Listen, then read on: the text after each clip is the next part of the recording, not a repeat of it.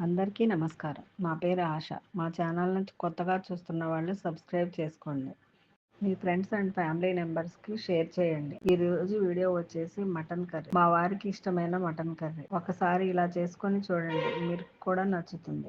ఈ mutton curry తింటే మీ ఇంట్లో వాళ్ళు మిమ్మల్ని పొగడతలతో ముంచేస్తారు. ఇదే మన విలేజ్ స్టైల్ మటన్ కర్రీ. కూర వండుతుంటేనే స్మెల్కి కడుపు నిండిపోతుంది. ఓకే, మటన్ కర్రీ చేయడం ఎలానో చూసేద్దాం. ముందుగా మటన్ని తీసుకొని నేను 1/2 కిలో అయితే తీసుకున్నాను. దానికి కావలసిన మసాలాలు ఎంత వేయాలో చెప్తాను. దాన్ని బట్టి 1 కిలోకి ఎంత వేయాలి, అరకిలోకి ఎంత వేయాలి అనేది మీరు చూసుకొని వేసుకోండి. ముందుగా మటన్ని తీసుకొని శుభ్రంగా కడగండి. ఉప్పు 1/2 టీ స్పూన్, పసుపు 1/2 టీ స్పూన్, కారం 2 టీ స్పూన్లు, ధనియాల పొడి 1/2 టీ స్పూన్ వేసుకోండి. కలిపి అరగంట పాటు పక్కన పెట్టుకోవాలి. తరువాత ఒక బాండీ తీసుకొని పొయ్యి మీద పెట్టి దానిలో 2 యాలకులు, 3 లవంగాలు, కొంచెం చెక్క, 3 ఎండుమిరపకాయలు, చిన్న ఎల్లిపాయలు 4 పాయలు, తరువాత 5 జీడిపప్పు, ఎండు కొబ్బరి చిన్న చిప్పలో 4వ వంతు వేసి 2 నిమిషాలు వేపుకోవాలి. తరువాత అల్లం చిన్న ముక్క వేసి 5 మినిట్స్ లో ఫ్లేమ్లో వేపుకోవాలి.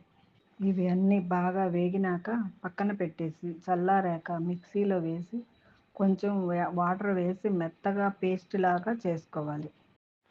తర్వాత ఒక కుక్కర్ని తీసుకొని దానిలో నూనెని 5 టేబుల్ స్పూన్లు వేసుకోవాలి. నూనె వేడయ్యాక దానిలో షాజీరా వేసుకోవాలి. దానిలో మీడియం సైజు ఉల్లిపాయను తీసుకొని కట్ చేసుకొని వేసుకోవాలి. ఆ ఉల్లిపాయ ముక్కలు గోల్డెన్ కలర్లోకి వచ్చే వరకు వేపుకోవాలి. తర్వాత మనం మ్యాగ్నేట్ చేసి పెట్టుకున్న మటన్ని దానిలో వేసుకోవాలి. బాగా కలిపేసి 5 నిమిషాల పాటు మగ్గనివ్వాలి. తరువాత కలుపుకొని దానిలో ఒక చిన్న టమాటా కట్ చేసి వేసుకోవాలి. వేసుకుని బాగా కలుపుకోవాలి. 5 నిమిషాలు టమాటా ముక్కలు బాగా మగ్గే వరకు ఉంచి తరువాత మనం తయారు చేసిన మసాలా పేస్ట్ని వేసుకోవాలి. బాగా కలుపుకోవాలి. 2 నిమిషాలు ఉంచి దానిలో కొంచెం పుదీనా వేసి కలుపుకోవాలి. తరువాత కొంచెం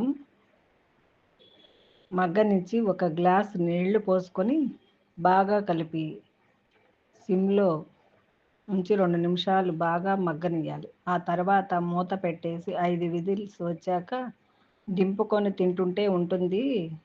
ఆహా, ఏమి రుచి! తినరా మైమరిచి అంటూ తింటారు.